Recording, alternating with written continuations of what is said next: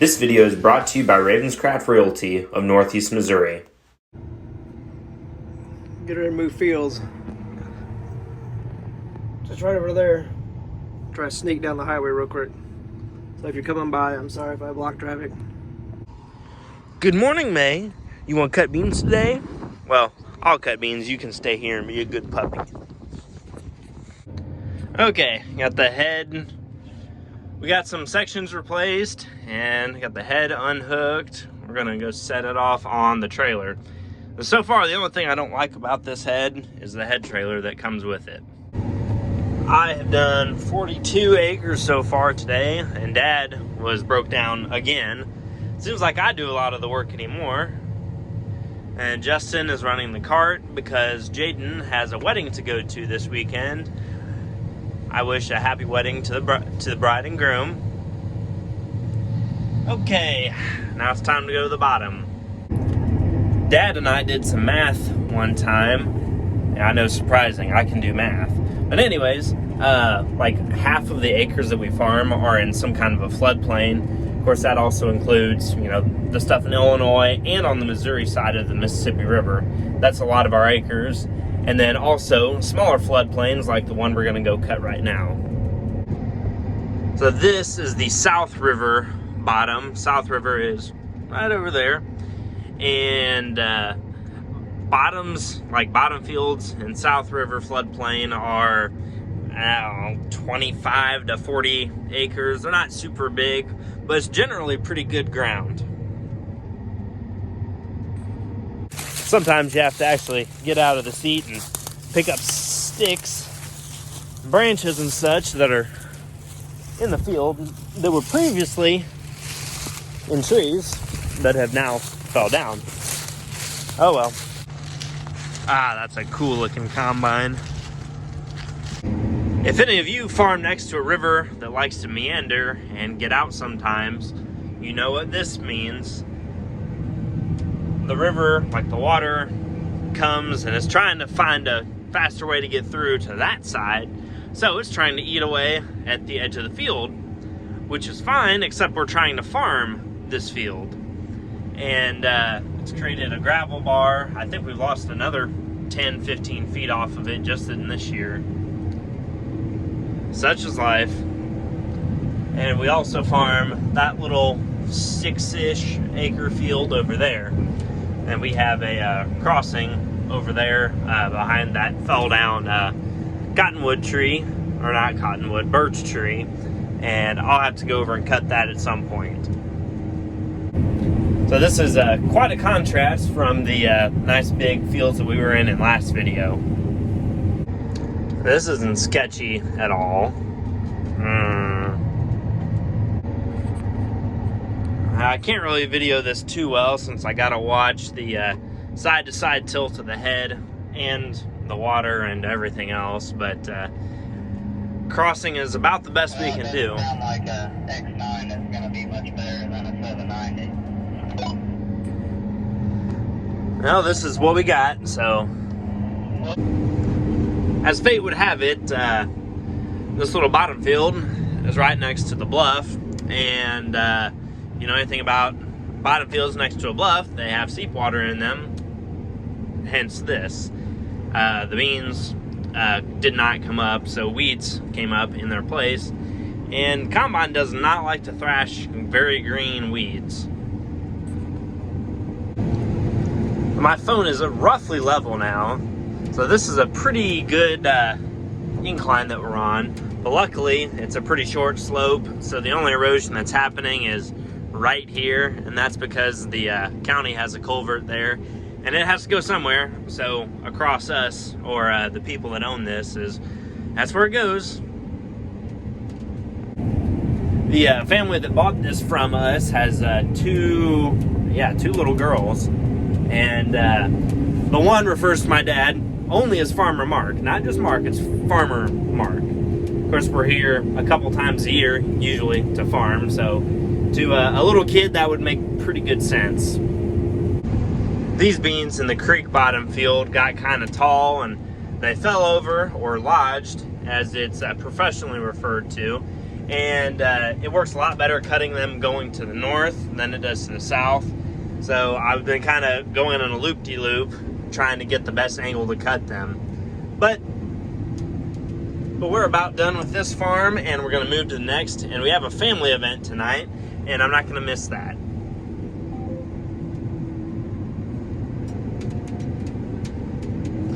Sometimes you can use your brakes to really turn around quickly. It is possible to turn around too fast, though. There's 150 acres done here between these several fields here. 2 farms, or 3, 4 farms. But going down the road, the next one.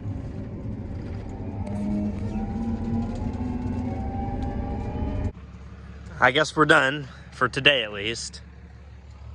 Super nice evening.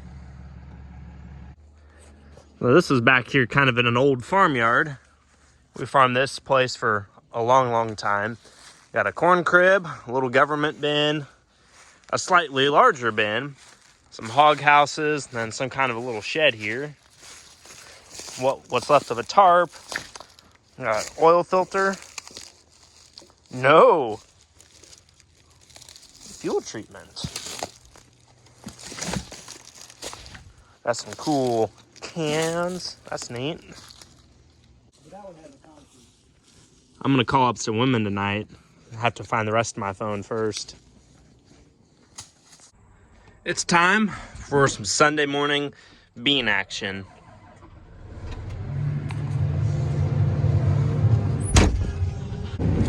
Beans are cutting fantastically. They're doing pretty good.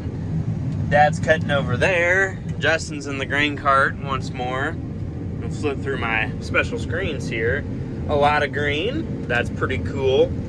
Oh, don't pay attention to that. We figured out how to name each other. But anyways, we've got a bigger bottom field, and then what's left of these 2 kind of fingers on the hill, and then 2 hill fields, and then this place will be done. These beans are leaned over a little bit. I can cut like a mile an hour faster going to the north than I can to the south. And that seems to have been a common theme this year, is that the beans are leaned over, leaning towards the south. So you can just, when you cut to the north, they just fall, like they slide into the head. It's beautiful. Also, I'd never ever want to run like an auger head. That's for the birds. The university has one for their 1660. I mean, it's strictly okay. Maybe not even okay. Maybe even marginal or mid, as some would say. So on this farm, most of the stuff that's ever been here is still here. Like this combine, the Gleaner Model E, just kind of chilling out at the edge of the field with the corn head on. Nothing in the grain tank.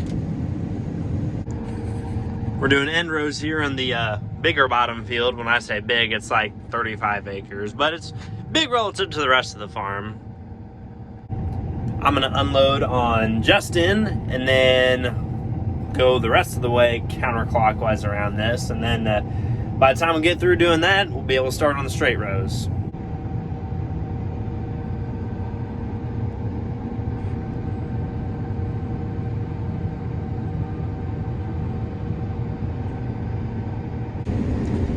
I'm gonna work to the east in this bottom field. I've got the 2 fields back on the hill, and Dad is gonna work to the west.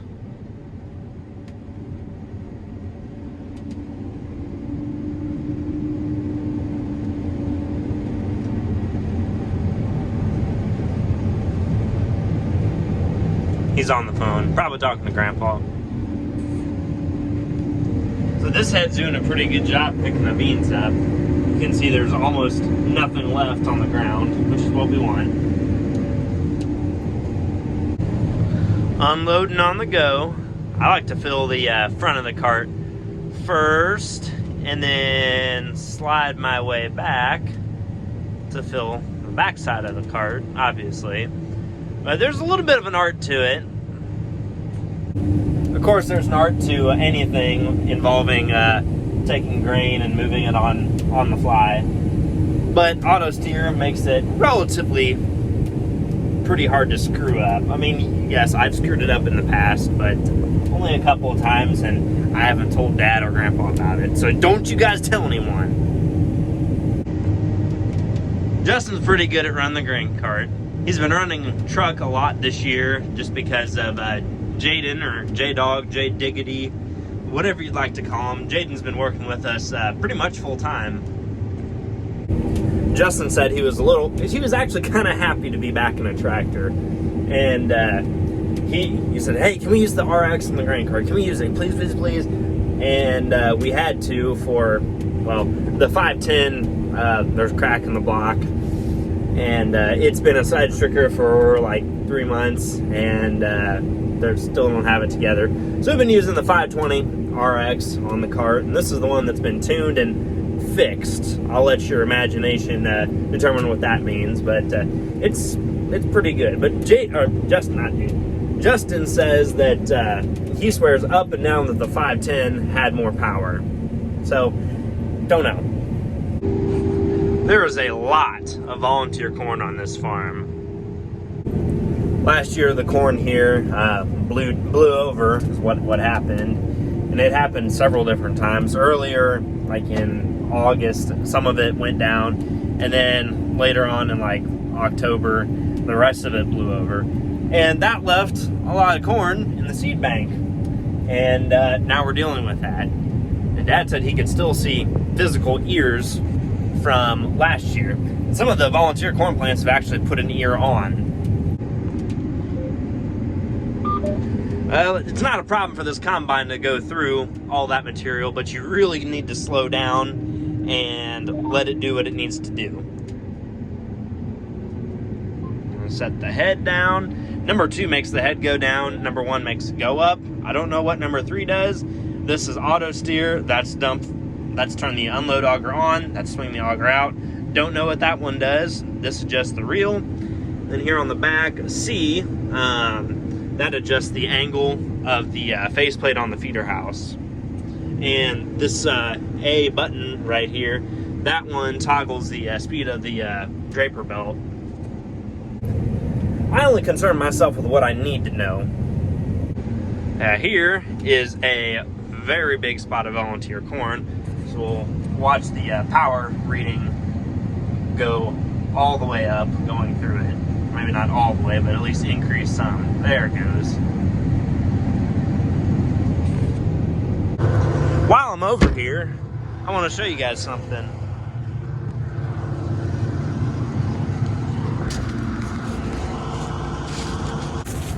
Well, the purpose of this stop is twofold. I got to get a stick out of the head, and that is right here. Well, that was pretty easy.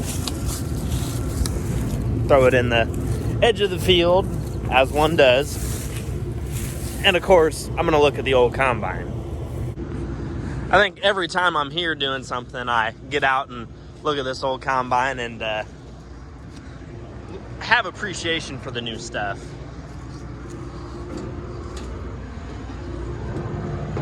Ugh.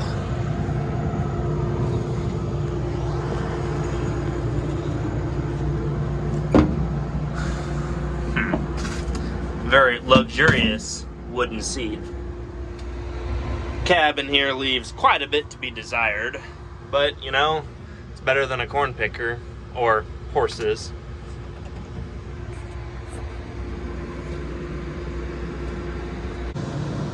Now, there's no grain in the tank, and the tires have a little bit of air in them, so I guess I could get it started and shell corn with it next year.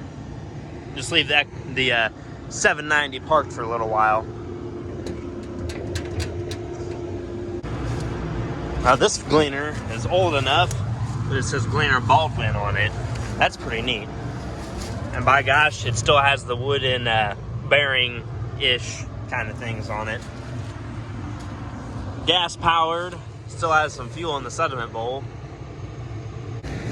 The rear end is a little bit crinkled up. And those are the straw walkers. Cylinder is up in here somewhere. Yep, here's the cylinder right here. Very, very rudimentary. Of course, comes equipped with a 2-row, 38-inch row corn head and no cab. That's an add-on. There's a little size comparison. Gleaner, 1965-ish. S790, 2023. Okay, that's enough. He's gonna make you do all the work.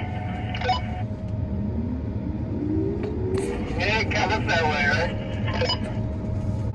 Moving to the bottom. Got to really pay attention on these little skinny, narrow, windy blacktop roads. It gets really bad about a half mile up here. We have arrived. This right here is the first 45 acres of almost, well, a little over 1,000 acres of beans here in the river bottom. Now there's something in this field that's a little disheartening. Some enterprising individual thought it would be a fantastic idea to drive their truck side by side, whatever, through our beans like a week ago.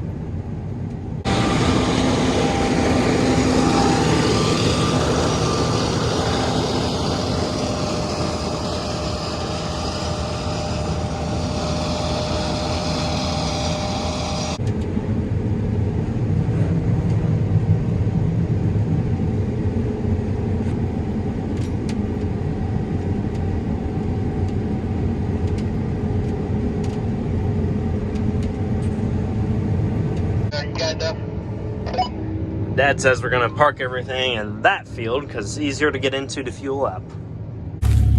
I guess this is it until 5 o'clock on Thursday. Pretty good day. Today we got some more surprise combine action down here in Columbia. And later today I have another surprise. I love this combine. Okay, 1660 separator engaged. Yep. Corn head on. Throttle up.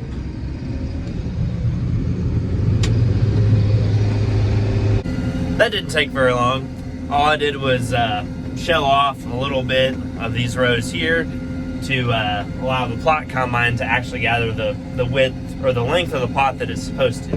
Because the plots are usually planted about 10 feet too long, and then they'll measure it out precisely.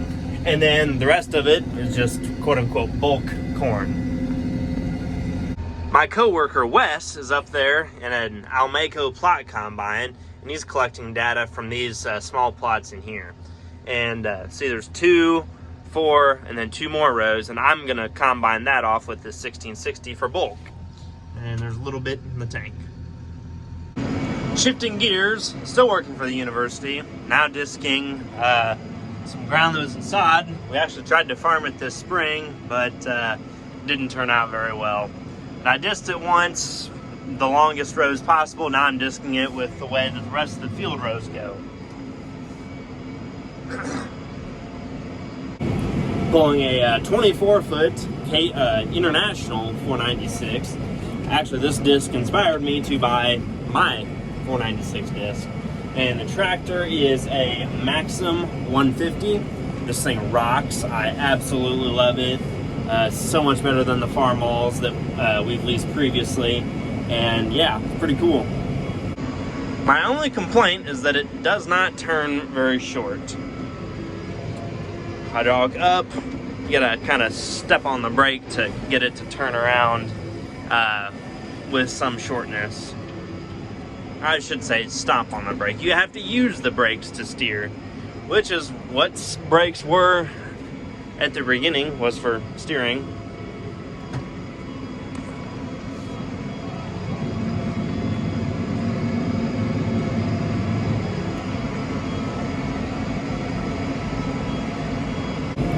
Oh, that was pretty easy. Just had to do almost everything twice just because of the nature of a disc, and sometimes things work down a little rough the first go around. But that's the last time I'm picking it up. Throttle down. It'll fold up and then get back to Bradford. I love this disc. It's very rare that I'll say I actually like a disc, but a 496, it's pretty good. There's a reason I have a 496 and not a John Deere disc of a similar age, is because it's just better. And this disc right here kind of convinced me to buy one. The disc I have, though, is not a 24 foot. It is a 20 foot, and it's a couple years newer than this one. This one just says International Harvester on it. Mine is actually a True Blue Case IH disc. Oh yeah. Have to shift from high to low or vice versa, but other than that, I really like this Maxim. This thing is pretty sweet on a disc. Doesn't look too bad either.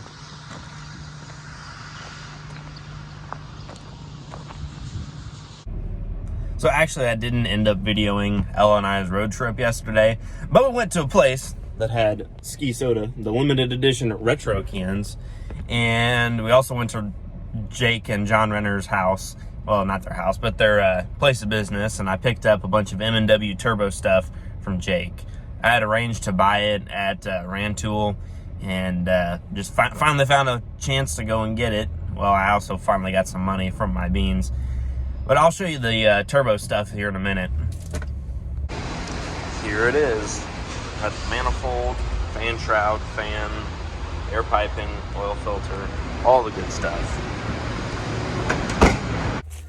Well, I'm out here, Bradford, again. Got a little behind on editing today, so this video will be a little bit late, but still relatively on time. But did some corn shelling today, did some auger wagoneering, and this semi's got like 20 bushels on it because it wouldn't all quite fit on the 40-foot, the better hopper bottom trailer. So, yeah, did some farming, a bunch of cool stuff. And thanks for watching this video. If you liked it, go ahead and subscribe. If you have a question, go ahead and ask. I hope you stick around for the next one, and I'll catch you guys later. Take care.